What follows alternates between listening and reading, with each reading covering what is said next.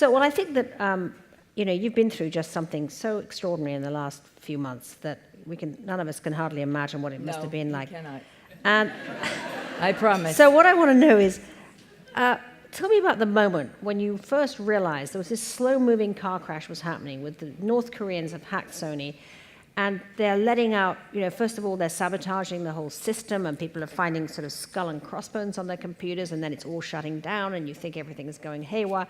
But then there was this awful personal moment when you realized that they were about to dump all your personal emails out onto the internet. That was a good moment. Tell me what you went through at that time. Well, first of all, I ran this company, and I had to worry about everybody who was really scared. So people were really scared. All of their Social Security was out there. People worried about their passports. People were worried about all kinds of things. But nagging in the back of my mind, and I kept calling, going, they don't have our emails, right? Tell me they don't have our emails. No. Well, then they did. That was a bad moment. Because what you write in emails is many of the emails that I wrote between my friend Scott Rudin and myself were, we've been friends for 30 years. We've been having an ongoing fight since the moment we met. And there's no way that you can ever explain the way that you talk with someone where you just sort of go into meta conversations and sarcasm and role-playing. And anytime I even thought I'd even try to explain that to anybody, it would just dig a worse hole. How did you move to kind of protect what could you do? There was nothing you really could do. Well, here's the thing. As a woman, I figured that what I did was control how everybody felt about themselves and about me. That's how I did my job. And that's kind of the way that a lot of us act as leaders. And so there was this horrible moment where I realized there was absolutely nothing at all that I could do about whether I'd hurt people, whether I'd betrayed people, whether I'd said things that I didn't mean.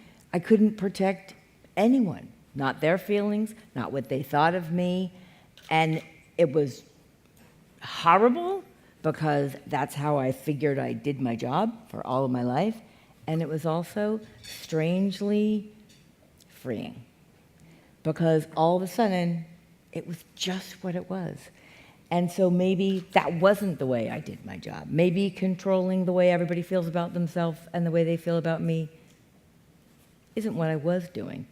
Maybe I thought that's what I was doing, but it wasn't. And there's something really interesting about that. And how about repairing some of the relationships, that have been damaged in a sense by the emails? Or did people understand this was just the first person I talked to was Angie after that email. I mean, yes, everybody understood because we all live in this weird thing together called Hollywood. If we all actually were nice, it wouldn't work.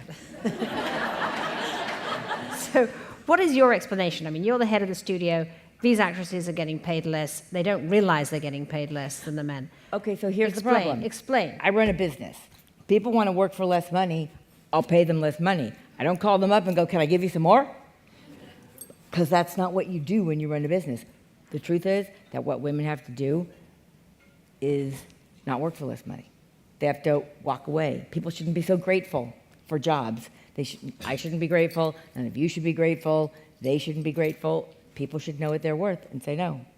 And they will. That's great. I think that the most important thing that we can do in our business is make movies with female protagonists and movies with female villains and movies where women are, the plot of the movie is about them, where actually their actions have consequences in the story. Because the worst thing that you can do is just be on the sidelines. The worst thing you can do is your character, it doesn't matter what you do, the story goes on exactly as it is. And I think that there is a subliminal message for everyone when women, good or bad, move the plot.